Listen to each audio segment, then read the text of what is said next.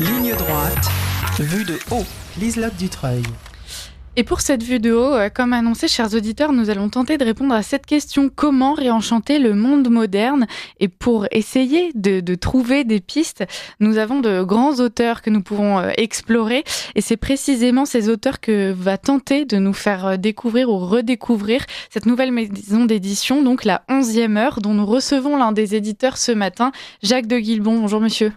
Bonjour. Alors, je vous présente rapidement, je l'ai dit, vous êtes éditeur donc pour la 11e heure, vous êtes chroniqueur pour la Nef, membre fondateur de Limite et de l'Incorrect, auteur d'essais comme Nous sommes les enfants de personne, Anarchrist, une histoire de l'anarchisme chrétien, ou encore Frédéric Ozanam, La cause des pauvres. Alors peut-être pourrions-nous commencer justement par présenter cette nouvelle maison d'édition à nos auditeurs. Oui, merci. C'est une maison d'édition qui s'appelle donc La 11e heure, en référence à la parabole de la 11e heure dans l'Évangile, c'est-à-dire ce moment où le Christ donne comme exemple à ses apôtres le fait de ces ouvriers qui vont tous travailler chez un maître de la vigne pendant toute la journée, qui vient les chercher chacun à chaque heure de la journée, et qui finalement va chercher des ouvriers à la 11e heure du jour, c'est-à-dire qu'ils vont travailler qu'une seule heure pendant la journée, et qui va les payer en fait autant qu'il avait payé les ouvriers de la première heure, de la deuxième heure, etc. Lesquels vont se plaindre, et il leur explique que s'il les paye autant, c'est lui qui décide que c'est lui le chef, et qui les paye pas moins eux, mais qui donne plus aux derniers. Voilà, c'est là où il dit que les premiers sont les derniers, et les derniers sont les premiers. Et cette parabole, outre ce qu'elle révèle spirituellement et surnaturellement, nous a plu intellectuellement, si on peut dire, et socialement aujourd'hui, parce qu'elle est reprise par un grand auteur anglais du 19e siècle qui s'appelle John Ruskin, qui est très oublié en France, quoique ce soit un gigantesque auteur anglais, qui a été traduit par Proust notamment en français, et qui a écrit un petit livre qui s'appelle Unto This Last, ce qui est traduit par, jusqu'au dernier, c'est-à-dire jusqu'à l'ouvrier de la 11e heure, où il explique que le capitalisme contemporain ferait bien pour se réformer, de s'inspirer de cette parabole du Christ et d'essayer d'imaginer qu'en fait le salaire n'est pas donné seulement selon le travail, le temps de travail qui a été fait, mais selon aussi la qualité du travail. Bref, il essaye de changer le rapport social au travail et au capital, en fait, notamment dans cette Angleterre du 19e siècle. Donc c'est de ça qu'on s'est inspiré. Donc on a pris ce terme de la 11e heure. Et cette maison d'édition a aussi une particularité, c'est-à-dire que nous allons prévendre les livres, on les vend sur Internet, donc sur un site qui s'appelle Tipeee. Il faut qu'on en vende un certain nombre d'exemplaires avant de l'imprimer et que les gens le recevront une fois que ces exemplaires auront été vendus, ce qui nous permet à nous qui avons peu de moyens de pouvoir imprimer uniquement les livres qui ont été vendus. Donc déjà, ça évite du gaspillage. Et ensuite, voilà, ça permet à chaque livre d'avoir vraiment sa vie et les gens ne le reçoivent, et enfin, ils ne sont débités que si le livre a été imprimé, évidemment. Donc voilà, ça fonctionne comme ça, et ça nous permet de nous extraire un petit peu de la chaîne du livre avec ces libraires que nous aimons beaucoup, mais aussi ces distributeurs, etc., qui font qu'un éditeur a du mal à survivre aujourd'hui, puisqu'il y a moins en moins de lecteurs, que le prix de papier vaut plus cher. Enfin bref, c'est compliqué. Donc voilà la méthode que nous avons choisie pour vendre ces livres. Donc j'invite déjà tous les auditeurs friands de littérature à se rendre sur ce site qui s'appelle Tipeee, voilà, avec 3 E à la fin, sur lesquels on peut préacheter les livres de la 11e heure. Voilà, et bien évidemment, chers auditeurs, comme d'habitude, si vous voulez plus d'informations, que vous avez besoin qu'on vous redonne justement les liens, n'hésitez pas à appeler ou à écrire à la radio, on se fera un plaisir de relayer ces informations. Jacques de Guilbon, donc vous nous parlez de cette 11e heure, de cette parabole qui a beaucoup inspiré votre maison d'édition. On imagine que ça va aussi orienter le choix des auteurs que vous allez proposer justement aux lecteurs. Oui, voilà. L'objet principal de cette maison d'édition, donc ce qui peut la distinguer des autres, c'est d'essayer de rééditer ou de rendre à nouveau disponibles des grands textes de ce qu'on appelle le catholicisme social. C'est-à-dire tous ces auteurs qui, depuis le 19e siècle, le 20e siècle, ont cherché à rendre voilà, une justice sociale contre le capitalisme qui s'est débridé de cette époque-là. Et donc, ce sont des grands écrivains comme dire Barbé de Aurevilly en France, Bernanos ou Ozanam, ou Chesterton, voilà, par qui on commence, qui est un auteur anglais du début du XXe siècle, qui est notamment un disciple du précédent dont je parlais, John Ruskin, et Chesterton, donc, qui est un grand écrivain anglais extrêmement drôle, extrêmement profond, qui s'est converti au catholicisme durant sa vie. Et le premier livre que nous avons publié, donc, ça s'appelle Le Retour de Don Quichotte. C'est un livre qu'il a écrit vers la fin de sa vie dans les années 20, qui est un roman à mi-chemin, comme souvent chez Chesterton, entre le réalisme et un peu le merveilleux, où c'est dans une Angleterre contemporaine où il y a des sortes d'émeutes sociales d'ouvriers qui veulent instaurer une sorte de communisme, et un personnage de bibliothécaire surgit qui devient une sorte de roi médiéval qui rétablit l'ordre en fait et la justice dans ce monde. Voilà, c'est ça ce retour de Don Quichotte que nous allons éditer. Alors, on va y venir justement à ce livre pour essayer d'en parler un peu plus à nos auditeurs. Avant cela, je continue sur votre mission d'édition. Vous vous appliquez vous-même justement cette logique, cette philosophie que vous avez pu extraire de cette parabole et de tout ce que nous enseignent ces auteurs. Il y a une partie de ce que vous allez du coup gagner avec ces ventes qui sera redistribuée au bénéfice des pauvres, si je ne me trompe pas. Oui, alors ça, normalement, il ne faudrait pas le dire si Ah, on veut pardon. vraiment appliquer l'Évangile, mais oui, enfin, le principe, c'est que cette maison d'édition soit créée comme une coopérative, c'est-à-dire que donc chacun, on est 4 fondateurs, chacun des salariés futurs possédera des parts du capital de la maison, de sorte qu'il n'y ait pas de distinction entre le capital et le travail, que ce soit les gens qui travaillent qui possèdent le capital. Donc ça, c'est la structure. Et ensuite, on a décidé, oui, pour être parfaitement cohérent avec ce que nous voulons redéployer comme pensée sociale, en fait, voilà, que 10% des bénéfices de chaque livre seront dédiés à une œuvre sociale ou charitable, voilà, qui pourra varier à chaque livre. Voilà, mais enfin, pour l'instant, on n'en est pas encore aux bénéfices. Voilà, Ouais. on commence juste et on va essayer de vendre ces 250 premiers exemplaires. Voilà. Bon, effectivement, c'est mieux de ne pas le dire, mais en l'occurrence, je pense que les auditeurs seront ravis de voir justement que vous vivez ce que vous préconisez, et c'est rare dans notre monde. Donc déjà, merci pour ça. On essaye, on essaye. C'est ça. Alors, on va s'attaquer donc à ce livre, puisque c'est l'un des thèmes de notre interview, Comment réenchanter le monde moderne. C'est un peu ce que propose Chesterton à travers ses œuvres. Ce roman, Le Retour de Don Quichotte, on peut déjà le resituer un peu dans le monde littéraire. C'est un roman qui n'est plus édité depuis un bon bout de temps. La dernière belle édition date de 1927. Il y en a eu une entre-temps vers les années 90, mais assez modeste, assez peu travaillé. Vous allez proposer un bel ouvrage au-delà de simplement proposer une réédition. Oui, oui, ce sont des livres donc, qu'on veut comme un bel objet, puisqu'aujourd'hui, en fait, voilà, le livre est un peu une croisée des chemins, parce qu'il y a de moins en moins de gens qui achètent des livres, malheureusement, quoique tout le monde sache lire. Donc on suppose que c'est aussi donc cette concurrence avec les écrans, enfin qu'on connaît, etc. Donc il faut rendre au livre un petit peu de sa noblesse, si on peut dire, en faisant un bel objet d'art. Donc nous, c'est des livres avec un papier qui va être assez épais, choisi, travaillé, avec des rabats sur la couverture du livre, avec un dos cousu. Tout ça évidemment imprimé en France, pas très loin de Paris, pour rester Mm. dans une pensée, on va dire, localiste et, voilà, et de développement économique local. Et donc, oui, je trouve que Chesterton en fait, a connu en France une éclipse je sais pas, une cinquantaine d'années, quoi que ce soit en Angleterre vraiment un gigantesque écrivain, peut-être pour des raisons de traduction qui étaient pas parfaites. Donc nous, on reprend une traduction de 1927 qui n'a pas d'auteur. En fait, on a cherché l'auteur de cette traduction, mais on n'a pas réussi à le trouver. Donc elle est reprise et retravaillée par Camille Dalmas, qui est un des grands spécialistes contemporains de Chesterton, à qui il a consacré un essai qu'on peut trouver aux éditions de l'Escargot notamment. Voilà, Camille Dalmas qui vient aussi de la revue Limite, que vous avez évoquée tout à l'heure, qui est une revue voilà, aussi très proche du catholicisme social. Et donc voilà, on va essayer de rendre ce livre à la fois beau à l'intérieur, il l'est déjà, mais aussi Mm. comme un bel objet pour que le lecteur qui aura bien voulu nous aider, nous soutenir et l'acheter, soit et en échange, voilà, ce bel objet à mettre dans sa bibliothèque.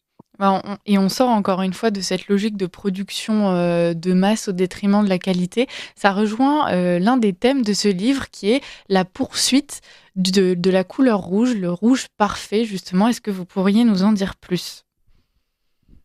Oui, dans ce livre, en fait, ils essayent à l'origine, c'est une sorte de petite pièce de théâtre qui est écrite et qui va être mise en scène dans un château dans la campagne anglaise. Et parmi les personnes qui mettent cette pièce en scène et qui écrivent, il y a une jeune femme qui est une enlumineuse qui cherche à repeindre les choses dans les couleurs qu'elle a vues dans des vieux manuscrits, en disant que les couleurs produites à l'époque du Moyen Âge n'avaient plus d'équivalent aujourd'hui dans leur intensité, dans leur profondeur, dans leur qualité. Et donc elle va envoyer un de ses chevaliers servants, si on peut dire, à travers l'Angleterre pour essayer de retrouver un vieux fabricant de cette couleur rouge merveilleuse qui a disparu. Et donc ce personnage se transforme en une sorte de chevalier errant, comme dans les contes, comme le chevalier de la table ronde, qui poursuit cette couleur rouge et qui va essayer de la retrouver. Et ça a une résonance en fait en anglais qui est un peu compliquée à donner en français. C'est qu'en anglais, il y a une expression qui s'appelle peindre la ville en rouge, qui veut dire en fait on va dire, enfin, c'est-à-dire réenchanter, on peut dire la ville, notamment de manière nocturne, dans des sortes de grandes, enfin voilà, de grandes beuveries ou traversées de la ville en fait, voilà. Et donc ce rouge en fait voilà, résonne entre cette couleur et cette expression de peindre la ville en rouge. Voilà. On pourrait dire la vie aussi, c'est-à-dire essayer de redonner des couleurs merveilleuses à la vie en général, quoi. Vous l'avez dit justement, ce jeune homme va prendre des allures de chevalier. Ce roman de Chesterton, c'est aussi le retour, enfin une sorte d'ode à ces valeurs de la chevalerie. Et on voit à travers justement ces valeurs une façon de retrouver une certaine beauté justement dans le monde et puis même pour l'homme. Oui, oui. Il faut savoir que Chesterton s'inscrit comme héritier d'un courant en Angleterre qui s'appelait Arts and Crafts, qui a été lancé notamment par quelqu'un qui s'appelle William Morris au XIXe siècle, qui sont des gens, des artistes qui voulaient rapprocher l'art de l'artisanat, en fait, c'est-à-dire que toute action de création soit belle comme on pouvait l'imaginer au Moyen Âge, c'est-à-dire que le moindre mur soit sculpté, soit peint, etc. Donc Chesterton est un des héritiers de cette pensée-là, et c'est ce qu'il essaye de mettre en scène aussi dans ce roman, donc de ces personnages qui s'aventurent à travers une Angleterre un peu détruite par l'industrialisation, par toute la misère du monde moderne, et qui vont essayer d'y rétablir un petit peu la beauté des corporations médiévales, de cette recherche de l'art en toute chose et cette recherche de merveilleux caché derrière chaque coin de rue aussi. Mm. Et finalement, c'est quelque chose d'encore très actuel. Finalement, ce que Chesterton propose, c'est justement de trouver une voie, alors j'allais dire entre la folie capitaliste et la folie communiste. Finalement, c'est peut-être même pas une voie entre, c'est une voie qui est même complètement à part. On n'est pas dans un juste milieu, Jacques de Guilmont. Exactement, vous rejoignez là-dessus une belle phrase de Jean-Paul II que j'ai plus exactement en tête, mais qui expliquait que la doctrine sociale de l'Église n'était pas une troisième voie entre le capitalisme et le communisme, mais une chose à penser vraiment à part, en fait, et qui est son propre concept et sa propre idée. Et c'est un peu ce que Chesterton aussi a essayé de développer avec ses amis comme Hilaire Belloc, etc. au début du XXe siècle, une voie qu'il appelait le distributisme, qui repose sur cette idée paradoxale, parce que Chesterton aime les paradoxes, où il dit le problème du capitalisme, c'est pas qu'il y ait trop de capitalistes, c'est qu'il n'y en a pas assez, c'est-à-dire que le capital de base ne soit pas assez réparti dans la petite propriété entre les gens et que chacun ne possède pas son outil de production. C'est ça qu'il appelle le distributisme, c'est essayer de rendre la richesse économique à chacun pour rendre une dignité à chacun aussi dans son travail et voilà, essayer de rétablir une égalité et une justice distributive de cette façon-là. Est-ce que vous pensez que ce genre justement de logique et de philosophie aurait encore sa place dans notre monde moderne, Jacques de Guilmont ? Je pense qu'elle a encore plus sa place maintenant qu'à l'époque de Chesterton, où on n'a jamais vu une telle concentration de richesse qu'aujourd'hui. Il n'y a jamais eu autant de richesse dans le monde, qui est peut-être bien ou peut-être mauvais, je ne sais pas. Mais en tout cas, cette richesse est concentrée dans des mains de plus en plus concentrées. Donc ça réclame, à mon avis, de plus en plus de ce distributisme. Évidemment, le but est de ne pas sombrer dans le communisme tel qu'on a pu le connaître au XXe siècle, avec toute la tragédie que ça crée et les morts que ça entraîne. Donc, essayer de retrouver cette voie, c'est la voie chrétienne, je pense, vraiment de rappeler en permanence la nécessité de la justice, l'option préférentielle pour les pauvres, comme dit l'Église catholique, et la destination universelle des biens. C'est-à-dire que tout ce qui est produit doit servir et bénéficier à tout le monde. Donc ça suppose en fait une critique de ce capital tel qu'il est pratiqué aujourd'hui, oui. On a aussi cette quête du toujours mieux, justement, cette quête d'un idéal, donc à travers cette recherche du rouge parfait. Aujourd'hui, c'est quelque chose qu'on a du mal justement à poursuivre dans notre monde actuel. On a l'impression qu'on arrive, on tente à chaque fois de se contenter de l'effort minimum. On tente d'avoir tout très rapidement, quitte à ce qu'on fasse l'impasse sur une certaine qualité. Chesterton, il prône aussi justement ce retour du beau et du bon et du bien avec un grand B comme une forme d'idéal et quelque chose que l'on doit toujours poursuivre et ne jamais finalement se satisfaire sphère de peu et du médiocre. Oui, exactement. Et Chesterton s'inscrit là-dedans, encore une fois, dans la lignée de Ruskin, dont je parlais tout à l'heure, qui disait à peu près, il y a deux choses qui caractérisent le monde moderne, c'est-à-dire de vouloir avoir toujours plus et de vouloir toujours être autre part que là où on est, en fait. C'est-à-dire, donc, cette sorte de course effrénée dont vous parlez, ce besoin de ne pas se fixer sur quelque chose, en fait, et de pas rechercher, ou alors de s'attacher à des choses qui passent et qui sont futiles, donc qui réclament toujours plus, et de chercher autre chose pour se fixer. Et alors ça, s'il n'y a pas d'arrière-plan spirituel, et notamment chrétien, c'est compliqué, en fait, d'entrer dans cette vision du monde. Ce qui fait que Chesterton, lui, a vraiment fondé toute sa vie, sa pensée, sa littérature, sa poésie, sa pensée économique sur son christianisme. C'est d'abord un anglican qui ensuite se convertit au catholicisme. Et il raconte ça notamment dans deux livres merveilleux que je conseille à tous les auditeurs, s'ils ne les connaissent pas, qui s'appellent Hérétique, pardon, et Orthodoxie. Hérétique, qui raconte comment il est avant de se convertir, et Orthodoxie, sa vision de la foi catholique une fois qu'il est converti. Et ce sont des apologies du catholicisme, enfin du christianisme en général, qui sont vraiment merveilleuses, et qu'on trouve. Ces livres sont assez disponibles. Ce sont ceux les plus connus de Chesterton, donc je les conseille à tout le monde. Donc tout ça pour dire, oui, que c'est ce qui fait l'arrière-plan de la pensée de Chesterton, et donc la quête de ce Don Quichotte dont il annonce le retour dans ce livre. C'est vraiment la volonté, oui, de rechercher un idéal, quelque chose de supérieur à ce que peut proposer le monde en tant que siècle qui passe, hein, que ce soit d'ailleurs au XXe ou au XXIe siècle ou dans les siècles précédents. Il y a cette nécessité de retrouver quelque chose quelque chose derrière, quelque chose de supérieur. On comprend aussi l'importance de l'ancrage catholique, puisque si d'un côté, justement, le catholicisme, et en l'occurrence même Chesterton, nous pousse justement à cette quête du beau, à cette quête d'un idéal, quand elle est dépourvue de spiritualité, ou en tout cas pas de la bonne, ça peut donner d'autres dérives. Et je pense par exemple à toutes les questions autour du transhumanisme, du développement justement de toutes ces technologies pour arriver à cet homme augmenté, cet homme qui lui aussi va chercher au-delà de ses propres capacités. Comment est-ce que vous pensez justement que Chesterton aurait réagi à tout ça? Comment il se serait positionné? Et puis comment trouver justement pour le coup le juste milieu?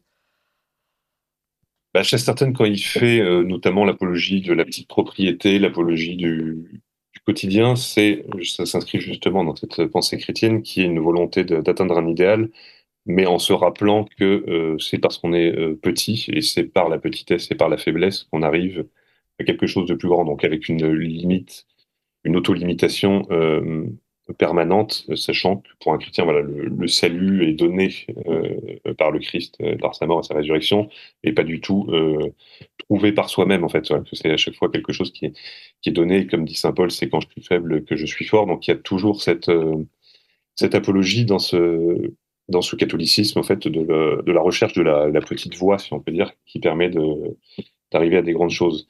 Et c'est pas anodin que quelqu'un comme Tolkien, que tout le monde connaît beaucoup plus que Chesterton, mais qui est pourtant un de ses contemporains un peu plus jeunes, en fait, viennent à peu près de la même école, si on peut dire, de pensée, donc de cette réhabilitation de la faerie, enfin, ou la fantaisie médiévale. Tolkien, qui est aussi un grand catholique, et chacun peut le voir dans Le Seigneur des Anneaux. C'est le petit hobbit qui est en quelque sorte l'intercesseur ou le rédempteur de ce monde-là, parce qu'il est faible et qu'il est celui qui résiste au pouvoir de l'anneau.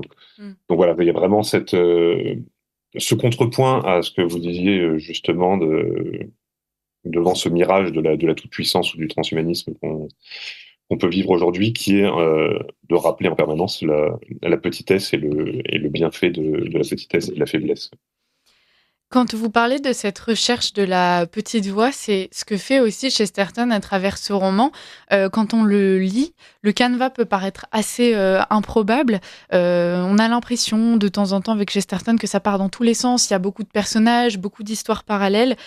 Finalement, Chesterton, il nous livre sa pensée avec ses aléas, justement.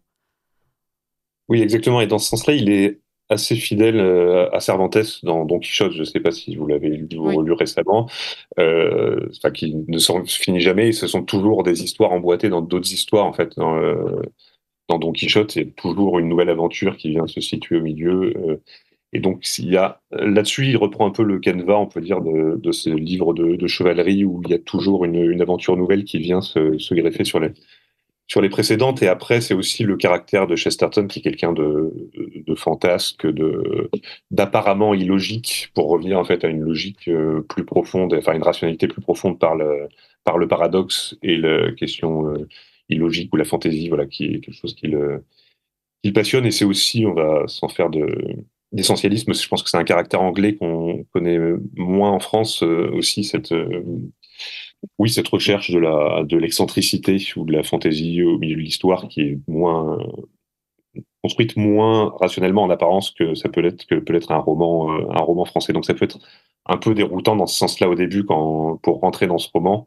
Il faut s'accrocher un petit peu dans les premières pages pour essayer de situer chaque personnage, de comprendre qui est qui. Mais après, tout prend une logique au fur et à mesure et tout vient, voilà, tout vient se transcender dans une réunion de ces personnages, comme une nouvelle table ronde un peu de mythique.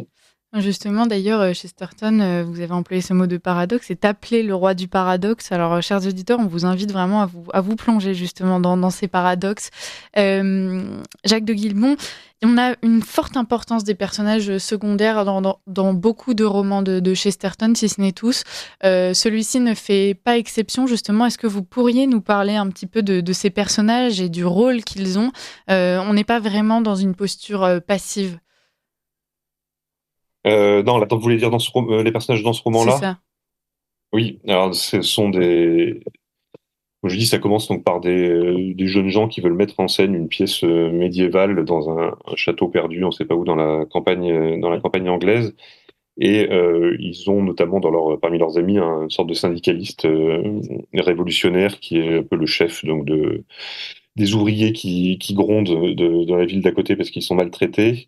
Il y a un bibliothécaire absurde qui est perdu dans sa bibliothèque depuis 15 ans, que personne n'a jamais vu, qui surgit et qui devient un des personnages de la pièce et qui deviendra un des personnages principaux, voire le principal de cette histoire. Il y a cette jeune femme qui se met à la poursuite du rouge parfait et du rouge absolu. Il y a la fille du châtelain qui est amoureuse du syndicaliste. Enfin bref, donc il y a toute une galerie de personnages.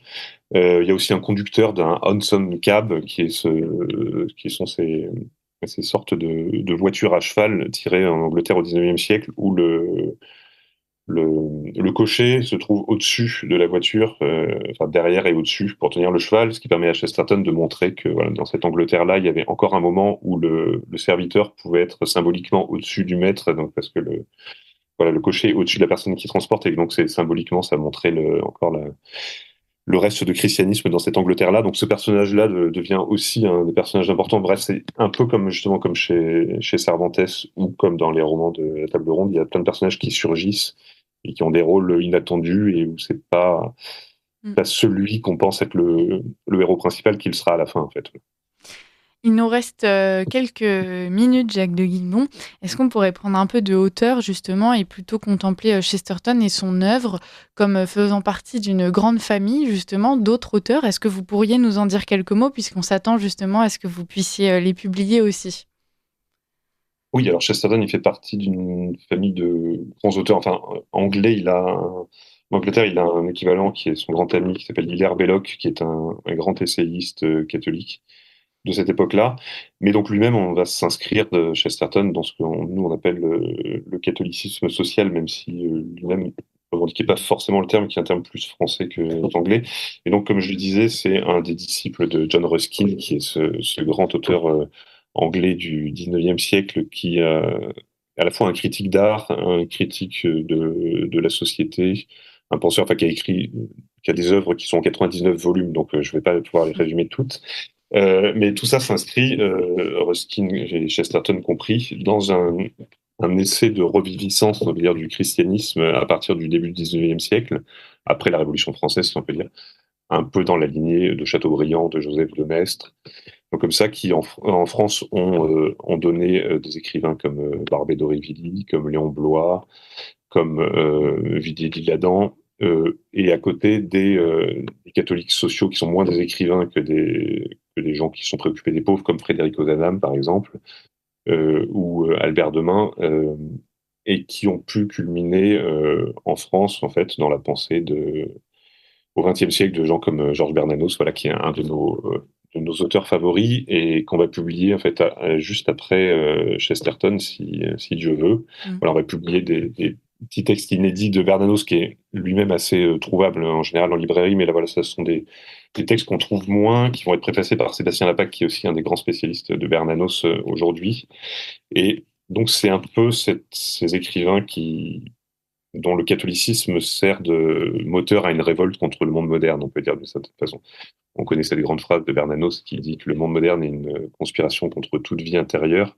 Voilà, nous on essaye avec Bernanos, avec Chesterton, de conspirer dans l'autre sens pour essayer de redonner quelques aliments à une vie intérieure possible, voilà, très modestement. J'ai pu discuter avec votre collègue, donc Sylvain de Mullenheim, qui est également éditeur pour la 11e heure. Et je peux citer les deux autres, j'en profite pour les auditeurs. Oui, il y a aussi Rémi Carlu et Nicolas Pinet. Sylvain de Mullenheim me disait que c'est aussi l'occasion de redécouvrir la pensée de certains auteurs, assez inattendus justement dans cette lignée-là. Et il a mentionné Baudelaire. Alors est-ce que vous pourriez nous en dire un peu plus sur la vision justement catholique sociale de Baudelaire ? Baudelaire on le connaît en général à l'école pour Les Fleurs du Mal, voilà, qui est une œuvre magnifique, mais Baudelaire est un grand contempteur de la modernité au XIXe siècle. C'est peut-être le premier qui, faisant justement la charnière entre un romantisme un petit peu naïf dans son progressisme, on peut dire, quoi, et la deuxième partie du XIXe siècle qui est beaucoup plus consciente, on va dire, de la négativité ou du mal qui est présent dans l'histoire humaine et dans la tragédie. Enfin, la tragédie qui est l'histoire humaine, en fait, c'est ça qu'on trouve chez Baudelaire, justement, cette vision du mal d'un point de vue chrétien, donc avec le salut évidemment et la rédemption possible, mais du mal qui est toujours présent et qui fait que un progressisme béat n'est pas possible parce qu'il faut toujours se souvenir qu'il y a ce mal-là, même si c'est pas le mal qui triomphe à la fin, mais qu'il en fait partie. Et donc il y a chez Baudelaire beaucoup de textes là-dessus qui essayent de retrouver un salut à travers le christianisme et notamment contre ce monde moderne qui détruit toutes les relations et tout le monde dans lequel peut s'épanouir l'homme. Donc voilà, donc on va aussi republier Baudelaire par la suite si ça fonctionne. Écoutez, très bien, on s'en réjouit. Alors, il nous reste 3 minutes, c'est très précis. Jacques de Guilmont, je vais finir avec une question plus personnelle. On a bien compris, vous, que vous étiez justement un partisan de cette pensée catholique sociale. Aujourd'hui, on en parle énormément à la radio. On est dans un monde politique assez troublé, très mouvant. Est-ce que vous avez l'impression que cette pensée, vous l'avez dit, de toute façon, elle a sa place et on en a besoin plus que jamais aujourd'hui? Est-ce que vous avez l'impression qu'elle pourrait trouver une incarnation derrière une personnalité politique? Si oui, laquelle?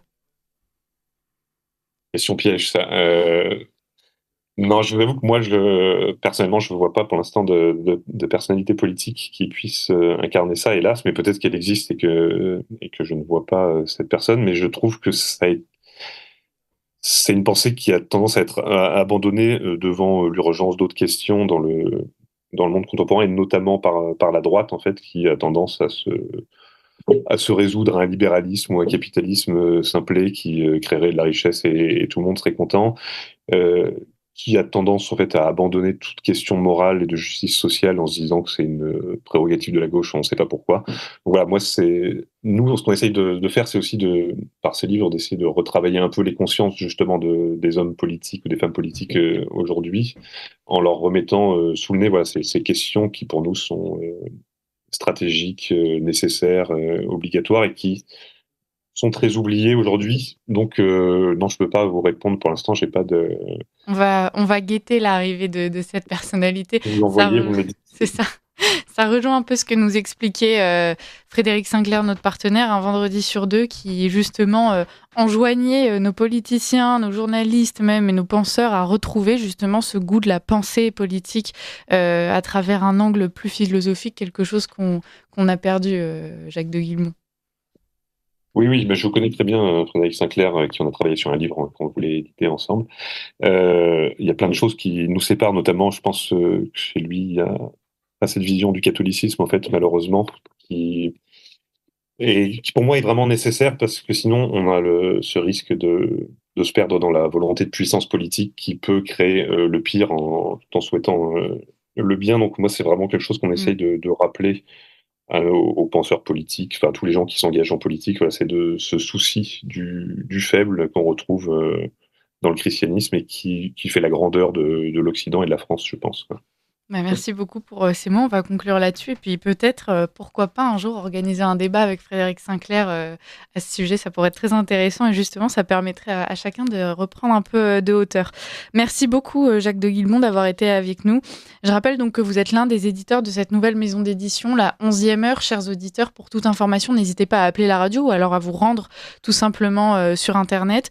On vous donnera tout et surtout, n'hésitez pas donc à précommander ce livre de Chesterton, Le Retour de Don Quichotte. Il est en prévente au prix de 20 € et ce sont de beaux ouvrages, donc de beaux cadeaux potentiellement. La période des fêtes commence à se profiler. Essayez d'y penser. Merci beaucoup Jacques de Guilmont d'avoir été avec nous et puis à très bientôt.